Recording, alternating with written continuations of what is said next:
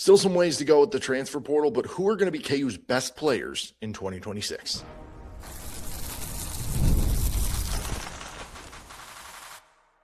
You are Locked On Jayhawks, your daily podcast on the Kansas Jayhawks. Part of the Locked On Podcast Network, your team every day.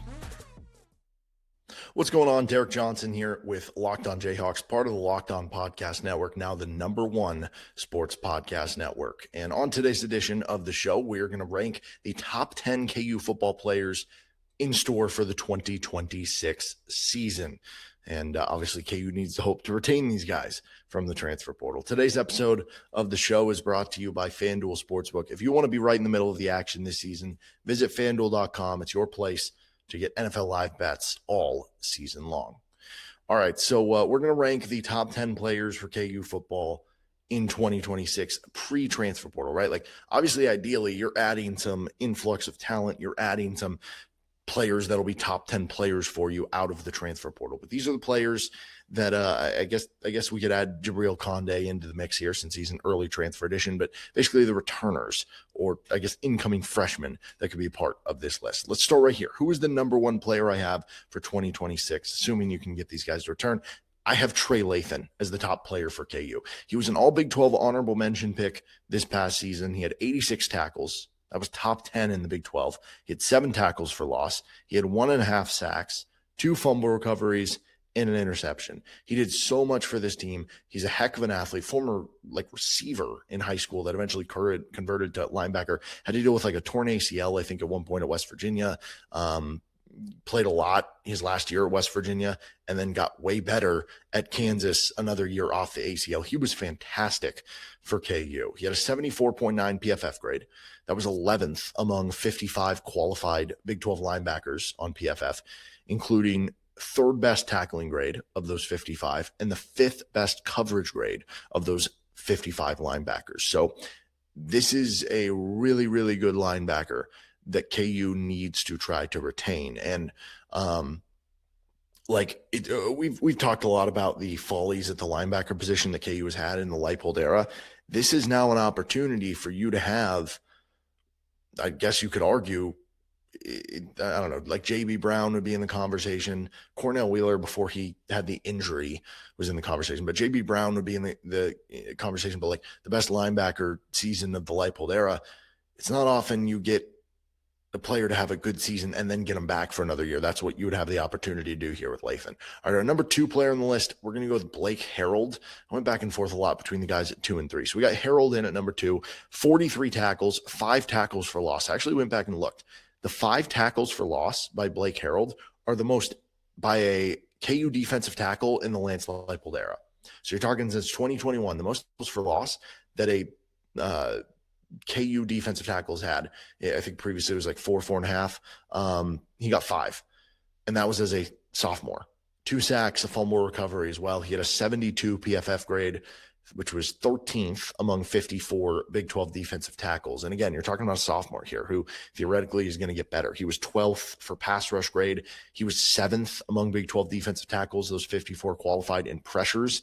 And he was 9th for defensive tackles in Pro Football Focus's productivity grade, which is basically a combination of all those things, sacks, pressures, and the like. He was really good for KU this season. Now, you're looking at him to get even better against the run, but as a pass rushing, gap shooting defensive tackle, he's already really good. And if he's already good now, and you already saw him be good as a redshirt freshman too, what is the redshirt junior version in 2026 potentially going to look like for Blake Herold? #3 on the list, guy I mentioned that, I thought about, and honestly, you might be able to interchange any of these guys' top 3, is Leroy Harris. Leroy Harris was a Big 12 honorable mention pick. He had 31 tackles, 6.5 TFLs, 4.5 sacks. And that was not quite as a part-time player, that's overselling it, but as a player who wasn't playing, 500 snaps, you're rotating. And KU does rotate, and most teams rotate their defensive linemen. So you're not going to have those guys play too many snaps, but I would imagine it goes up in 2026. He was top 10 in the Big 12 in sacks. He was top 20 in the Big 12 in pass breakups. He was really aware and getting his long, lengthy limbs on passes, which was helpful because KU secondary struggled. So any pass you could knock down at the line of scrimmage that isn't testing your DBs, that's a win for obviously any team but KU. He had a 74.6 PFF grade. That was 11th among 69 qualified Big 12 defensive ends. He was 8th among those 69 in pass rush grade. He was 8th in pass rush productivity among those defensive ends. Really good player, and this was his first year of FBS football. So again, as you're projecting out not just what they did this year, but what they can be next year with another year of improvement, I think sky's the limit for Leroy Harris, and he's one of those guys that, no, would not surprise me at all if he ends up being an NFL draft pick, right? And then fourth on the list here, I've got Jalen Todd. So Jalen Todd had 30 tackles this past season, which I don't know why I'm reading the tackles, because theoretically, like for a corner, like on one hand, you want a good amount of tackles because that means they're getting up in the run game. But on the other hand, you don't want many tackles because that means that they're giving up catches. So 2 sacks, 4 pass breakups. And he had a very interesting season because he started the season on the outside. Then KU moved him to kind of the nickel, playing more the slot. And he got snaps kind of all over the field, both inside and out for KU. He had a 70.7 PFF grade. That was 63rd among, or 23rd, sorry, 63rd would not be very good. 23rd among 63 Big 12 corners. So, that's a solid place to be. It's not like elite, but it's solid, especially considering, again, just a sophomore. He was 18th, though, in coverage grade. So that number goes up among the 63. And here's the big one here. 8th in yards per target allowed. So he was not somebody who was targeted a ton. And when he was, he did a very good job. 8th among those 69 corners or 63 corners in yards per target allowed. I also found this interesting. You can go and take a look at his numbers as a man or a corner in man versus a corner in zone coverage. And I don't know that KU has been utilizing things the best way. We'll just leave it at that. But think about this. Jalen Todd was targeted 14 times in man coverage this past season. He only gave up 8 catches for 64 yards. That means he only gave up 4.6 yards per target. That is very, very good number there, right? When he was coverage. When he was in zone coverage, he was also targeted 14 times, but he gave up 114 yards on 11 catches, a much higher completion rate, more yards, and the number of yards per target goes up to 8.1. Not quite double, but not far away from being double either. I mean, that's 3.5 more yards per target that he gave up in zone compared to man. I think there's a couple things there. One, some guys are better in man than zone. Some guys are better in zone than man. It's entirely possible it's better in man than zone.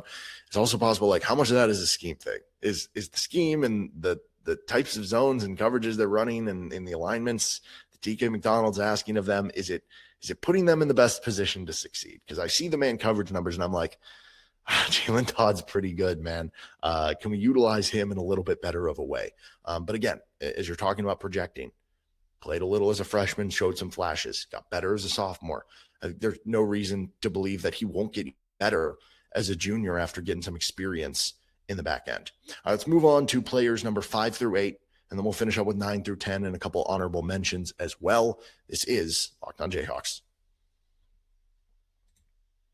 This episode of the show is brought to you by FanDuel Sportsbook. NFL Sundays move fast. One big play and suddenly everything feels different. That's what makes live betting with FanDuel so exciting. You're not just watching the game, you're reacting to it in real time. With FanDuel, you can place bets as the action unfolds. Every drive, every momentum swing, every highlight moment. And live betting is fun when the game starts to shift, right? You start to get that itch, you start to get that feel, especially when you hit on it.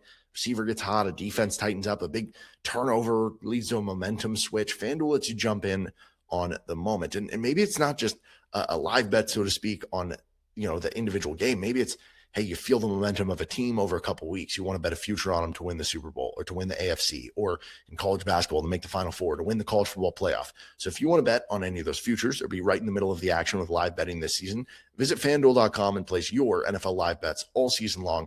FanDuel, the game moves fast, and so can you. Thanks again for joining us here on Locked On Jayhawks. You can find our show anywhere you get your podcast, including on our YouTube page, where you can like and subscribe to the show. And thanks also for making Locked On the #1 sports podcast network. Also, check out our Everydayer Club. You get access to an ad-free audio feed for Locked On Jayhawks. So no ads on Apple or Spotify or whatever major podcast app you're listening to, and an invite to the members-only Locked On Everydayer Club Discord server, which includes a group chat just for listeners of the show. So you can tap the link in the show notes or visit us at lockedonpodcast.com/everydayer. Okay, number 5 through 8 on the list for KU football. We're going to go with number 5. We've done all defensive players 1 through 4. Does that give people some hope about be better next season? Or does it just mean that the offense has a lot of questions? Who knows? Number 5 is going to be Amir Herring. Amir Herring is, again, as we look at guys that aren't just coming off good seasons, but have reason to make you think they can be even better in 2026. Herring's a former 4-star recruit and a former Michigan Wolverine. And why does that matter? It's not always like this, right? We see unranked kids get drafted. We see 3-stars get drafted. But if you look at the numbers, right, it's always funny because people will be like, oh, well, there were more 3-stars drafted in the NFL draft than 5-stars. Well, that's just because there's a bigger quantity of 3-stars. If you look at the percentage of players who are 5-stars that turn in NFL draft picks, percentage of 4-stars that turn in NFL draft pick, percentage of 3-stars that turn in NFL draft picks, it's not a 100% process thing, but it does kind of funnel down like a waterfall. So the idea of being that doesn't guarantee anything. And in fact, we've seen some highly recruited guys come to KU and struggle and not play well. We've seen other ones have success. But it does indicate if you are having success and you had that former highly ranked recruiting profile, a lot of times that can indicate a higher ceiling. Again, doesn't always work that way, but leads me to believe there is another level there for Amir Herring. He had a 70.1 PFF grade, which was already good. That was 8th among 49 qualified Big 12 guards. So already you're in the top 10 there, right? In your first year as a starter. He was the number 8 run blocking guard, number 26 in pass blocking. So that'll be the area. Can you get better? Because you're kind of slightly below average there on the pass blocking, but very good on the run blocking. If you can get better at the pass blocking, which you would think another year could be helpful there, and the run blocking, continues to kind of improve there, he can be one of the best guards in the Big 12. And that's the other thing too. KU has done a really good job coaching up that guard position. I mean, you think of just recently, like Kobe Baines had a good year for KU. I guess Amachree Adams had an excellent year at Texas A&M, and he started to develop at Kansas, right? You think of what Michael Ford did, where he was like one of the highest rated guards for like back-to-back seasons at Kansas. They've had really good success at the guard position, has KU. Dak Brinkley is our number 6 player here. Only 15 tackles. So you're like, oh, there's a little bit of projection here. It's more the chaos making plays for Brinkley. 5 tackles for loss, 1.5 sacks, with all of those sacks and 3.5 of those TFLs coming over the final 3 games. He also had 4 pressures over the final 4 games after having 4 in the first 8. So this is a player who was young, came in as a 4-star recruit, redshirted his first year. He also was coming off an injury and starts to play a little bit this year. And as the season goes on, he gets even better, which makes you think that he's going to continue to go on that upward trajectory and be even better next year. But in his limited playing time, which I do think it is important to note, like it's going to be easier to succeed in a specific role, but boy, did he succeed. 75 PFF grade, 9th among 69 Big 12 defensive ends, including 9th in run defense, 7th in tackling, 13th in pass rush. Now, he was just 67th of those 69 qualified defensive ends in snaps. So again, you're looking at a more limited role. You're looking at a smaller sample size. Can he carry that over in a bigger sample size, right? Can he carry that over when he's asked to play more? I think he can. I think he's going to improve. And I think he brings another level of dynamism that really you could pair in tandem on passing downs with Leroy Harris, and it'd be really fun and exciting. I think the twitch is there. I think the pass rush is there. I'm excited to see what Dak Brinkley can do this season. Can he get up to being a handful of sacks guy? And then he comes back another year and maybe he's a double-digit sack guy. Like, I think that could be the trajectory there. Cam Pickett is number 7 on the list for KU. 45 catches, 476 yards, 3 touchdowns, 67.2 Pro Football Focus grade.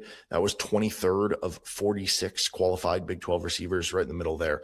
He was 15th, though, in yards per route run, so that's even better there. And he was also 10th in receiving grade among the 20 qualified slot receivers, so also kind of in the middle there. The big question for me here is, can they use him more in tight window throws? You're going to be the veteran receiver. You're going to have younger quarterbacks. Who do you go to in the tight window throws? I do think there were times where, like, it's funny because you think of the Utah game and Jalen's throwing too many ill-advised throws and it's getting intercepted. I think over the first portion of the season, there were moments where if he wasn't wide open, Jalen wasn't throwing it, right? And it kept the interceptions down, and he was having a good season to certain points, but it also limited you in certain areas that you weren't making tight window throws all the time. And that wasn't, all the time and every time. But I guess point being here, he had 0 throws to him in contested target situations. 0. That seems impossible, right? So is that something that you can use a little more of this season, or he can be that vet to do that? That'll be interesting. I also find this interesting too. Pickett finished 7th of 40 receivers in the Big 12 in yards per route run against man coverage. So again, going back to the Jalen Todd stuff, you can't really dictate this. You can't, hey, defense, please run man coverage on me so I can get open. Like, that's not going to work out that way. But what that shows me is that he really can separate and really can win. And that tells me that there is kind of another level there. Again, 7th of 40 receivers in the Big 12 qualified in yards per route run against man coverage. All right, our number 8 player on this list is not a specific player. It's a shadow player. What do I mean by that? Starting running back. Okay, I'm putting this here for now because I just think that Kansas is going to be able to find something here.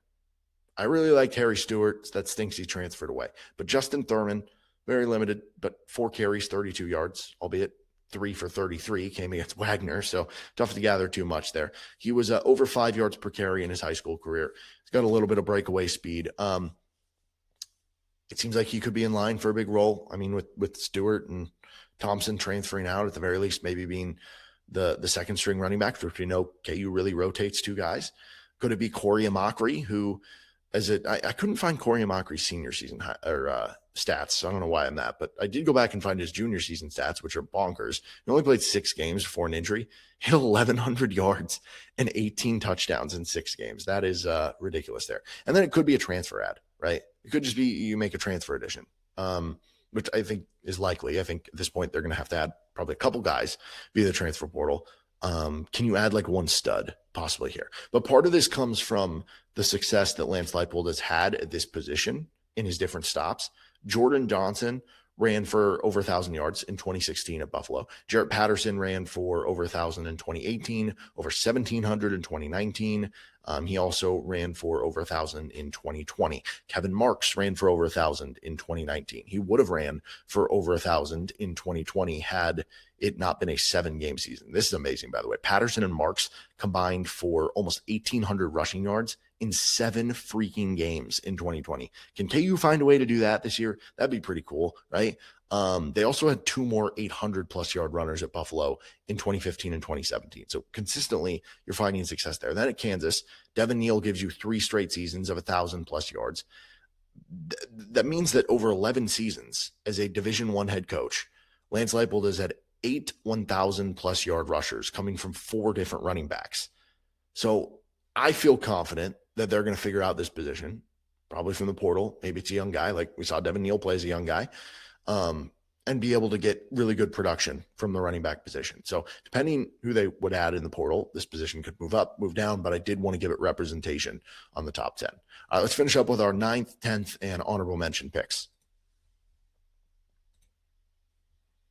This episode of the show is brought to you by Game Time. You'll be able to get tickets to KU football season next year with Game Time. Tailgates, packed stadiums, being right there in the middle of it all, the energy, the bands, the moments you remember forever, but actually getting tickets, yeah, that part can be a little bit more difficult. That's why Game Time gives the advantage back to the fans. It's the easiest way to unlock amazing college football tickets and experiences in just a few taps. You can also get college basketball tickets on there too, right? Maybe you want to go to a road game this year for KU basketball. Maybe you're looking at the schedule and you're like, you know what? I'm going to start checking off some. Maybe you want to go down to, Orlando. January, it'll be warm. You go Disney World with the kids or something. You see them play the Big 12 opener at UCF. And you're like, I've never been to this stadium before. What are the good seats? Well, you can check them out with Game Time because you can see the view from your seat before you even buy them. So you know exactly what you're getting. So take the guesswork out of buying college football tickets or college basketball tickets or whatever tickets with Game Time. Download the Game Time app, create an account, and use code LOCKEDONCollege for $20 off your first purchase. Terms apply. Again, code LOCKEDONCollege, LOCKEDONCOLLEGE for $20 off. Download the Game Time app today. Game Time. Thanks again for joining us here on Locked On Jayhawks. You can make Locked On College Football or Locked On College Basketball your second listen every day. Check out some of our other episodes if you haven't already. We talked a little about Jordan Peterson earlier this week. We did a player power rankings for KU basketball. We talked about the Darren Peterson situation. And thank you to Everydayers if you already caught each and every one of those episodes. All right, number 9 on our top 10 list, just a quick run through, recap, reminder. We had Lathan, Herold, Harris, and Todd, 1 through 4. Herring, Brinkley, Pickett, and starting running back 5 through 8. Our number 9 on the list is Carson Bruhn. So Bruhn's going to have to come back from the season-ending injury, which, oh gosh, what was it? Was it like a dislocated hip or something? It was something bad that kept him out of the season. I think it was like a 12-week recovery. At the very least, though, it's not like a 12-month recovery, right? That I would imagine maybe he'll be limited, but at least he'll be there for spring ball would be my guess. I don't know that for sure, but 5 catches for 55 yards this year in 8 games, the little modest numbers, but he got thrown into the fire as a redshirt freshman because of some of the upheaval at the tight end position. And he wound up holding his own. He had a 60 PFF grade, which again, that doesn't sound great, but like I've noticed this, Pro Football Focus does not grade tight ends very well. Like they get dinged a lot, especially at the college game, because 59.9 PFF grade at like a lot of other positions, it'd be like, oh, that's, on the bottom half. He was 25th of 59 qualified Big 12 tight ends. So that's on the upper half. And I always remember I would go over like certain numbers with like when Jared Casey, where I'm like, oh my gosh, Jared Casey was so good blocking this game. And he sprung a lot of big plays for KU, big blocks. And then I look at the PFF grade and it's like, oh, Jared Casey had a 63. Like that's fine. I just don't think they grade tight end well. So anyway, the better way of looking at it, he's 25th of 59 Big 12 tight ends. So above average as a redshirt freshman, right? If you look at, and that's just one who among the 59 tight ends who took a reception snap. If we look at the 93 tight ends in the Big 12 that took a blocking snap, in overall grade, he was 42nd. So still slightly above average there, right? And then if you look at just run blocking grade among those 93, he was 28th. So the receiving game still needs to come along, but he's a big target, and that's going to be friendly for a young quarterback. He already showed himself a bit as a run blocker. That's going to get better with another year. I think Bruhn will continue to be the lasting gift that Andy Kotelnicki helped provide for you. Joseph Sipp is our 10th guy on the list here. He played just 18 snaps this year for KU due to injury. So why is he ranked 10th? Well, his season before, he was at Bowling Green, and he was a big-time addition for KU out of the transfer portal. He was a first-team All-MAC performer at Bowling Green. He had 79 tackles. Boy, was he productive with getting tackles behind the line of scrimmage, 11 and a half TFLs, 7 sacks. Like out of comparison. So that's what he did as a junior, 11 and a half TFLs, 7 sacks, 79 tackles at Bowling Green. JB Bruhn, who was a all Big 12 honorable mention pick at KU in 2024. He was at Bowling Green. He had 26 less tackles, 7 less tackles for loss, 5.5 less sacks during his junior season comparatively to Sipp. Now, a little bit of a different role that Bruhn was being asked to play compared to Sipp. Also, Bruhn, I think, athletically had a little bit more that played up to the Power 4 level. The point being, Sipp has been even more productive than him. And Sipp also had a 67.4 PFF grade at Bowling Green. That was 6th among MAC linebackers in pass rush grade, and he was top 15 in tackling grade. So this is a productive linebacker. I think the coverage grade is going to kind of be the coverage skills are going to be the biggest question for him. It is with most linebackers. But if you can bring Trey Lathan back, who can cover from the linebacker spot, and you have more of your run-stuffing linebacker in Sipp, who I think is a better tackler than Bengali Kamara, not as athletic, but a better straight-up tackler, and you pair that with Lathan, I think that's a really good match for each other. And here's the other thing, too. Like, Rich Miller was one of KU's more productive linebackers during the Leipold era. He came from the MAC to KU, just like J.B. Bruhn, and Sipp has better production and grades coming from the MAC than Miller does. So while he was hurt, he did get to learn the defense. I'm expecting big things from Joseph Sipp this year. Our honorable mention ones, can Austin Alexander, played a lot as a redshirt freshman, like, did he struggle just because he was young? Because if it was learning experience and he's going to get better, the fact that you were even on the field as a young player, like, I think sometimes you're almost better off not playing as a young player because once we see you, if you struggle as a young player, we just are like, oh, they're going to struggle forever. When it's like, okay, but if they would have just never got on the field this year and then all of a sudden started playing as a junior and were good, it wouldn't surprise you. So it's like, but can Austin Alexander make a jump and be a top 10 player? Can Calvin Clements make a jump and be a top 10 player? What about Marcus Calvin? He showed some nice flashes throughout the season. And the other one that I think could be sneaky, I'm not going to put on there because he struggled this season, but I do think it's important to remember Taylor Davis was playing out of position. He was playing more of the free safety role, and he's more of a strong safety type. I think Lyric Rawls leaving puts Davis back in his natural position, which I think is going to help him a lot. And then what about Tavaki Tuiko-Lovato? He had really good numbers in limited sample size. If he's a starter and can, up that sample size with the same amount of efficiency, he would be in the running for the top 10 here too. But I do think this is interesting. Like, one big takeaway before we go here. 5 of our top 6 on this list, and some people are going to have different lists than me, obviously, but 5 of the top 6 that I have are defensive players, which again means one of two things. Either the KU offense is not going to be very good, or the KU defense actually has a chance to be pretty good. We mentioned that stat earlier this week. KU has not had a single defense in the Lance Leipold era finish in the top 70 for the season in yards allowed per play. Can this be the first one? Got a lot of talent. I mean, it wasn't very good this past season, but you did play a lot of young guys. So tough to say right now. All right, that'll do it for this episode of Locked On Jayhawks. You can find our show anywhere you get your podcasts, including on our YouTube page, where you can like and subscribe to the show. I hope you had a wonderful Merry Christmas or anything that you celebrate. Happy New Year upcoming here. And we're going to have some more episodes coming up. We're going to do some self-scouting, talking a little individual player breakdowns for the KU basketball players, and plenty more coming at you, as well as kind of some resets as we get ready for Big 12 play for KU hoops as well. This is Locked On Jayhawks.